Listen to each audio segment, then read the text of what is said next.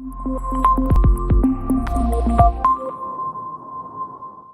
now like to introduce Shane Riddle, who is the Executive Head of IT and Strategy at YMCA Victoria in Australia.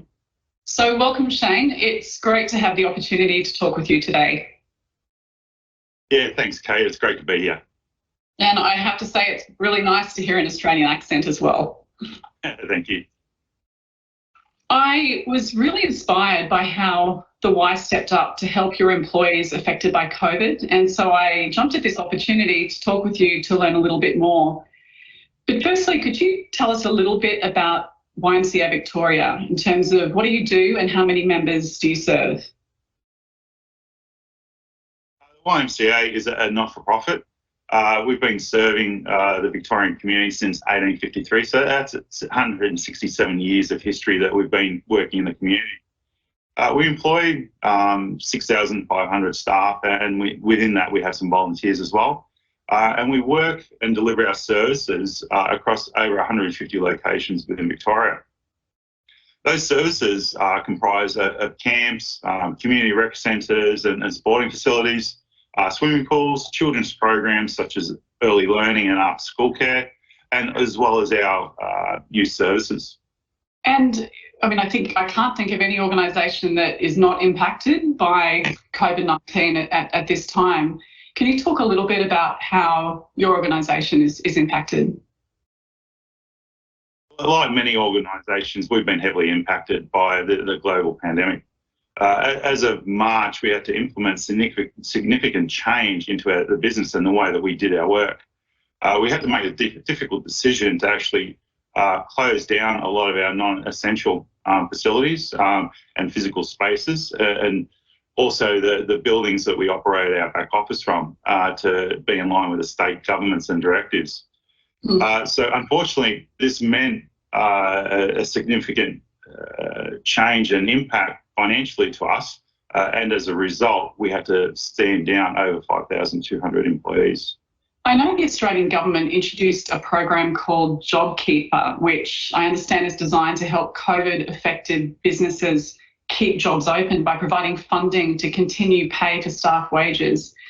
To respond to the JobKeeper initiative, what challenge did the Y Victoria face? Yeah, there was a few challenges, and we knew this would be a great assistance to thousands of our staff. So we had thousands of forms that we had to process and collect information through. And to help our staff understand whether they're actually eligible or not, we needed a process to collect that information when they self-nominated, but we also needed a way to collate that. So there was a lot of things. It also needed to stand up the rigour of an audit at a later date if the ATO decided to come in and validate that information. So there was a lot of aspects that we needed to consider, and a manual process just wouldn't stand up to the task. So we looked at technology to actually assist us with this. I can understand why doing that for 6,000 employees manually and also in a compressed period of time would have been incredibly challenging. Can you tell us a little bit about the solution that you built with Barhead using Dynamics and the Power Platform, and what did it allow you all to do that you couldn't do before? Yeah, the solution that we put together with Barhead utilised several different components. We used Power Apps, we used Microsoft Dynamics, and we used a digital signature tool.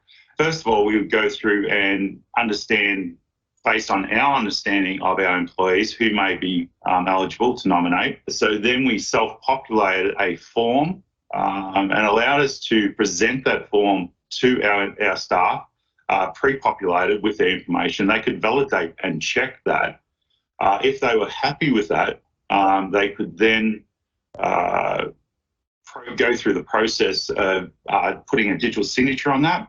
And what we built with Barhead allowed us to capture that information, apply a digital signature to it, send off that signed document back to the staff member, as well as keep it in the Microsoft Dynamics in a secure location that we could reference at any time. So we had a very tight timeline, and we needed to respond to ensure that we get back pay for our employees, and the time limit couldn't be budged. So they had the resource and depth to be able to do that.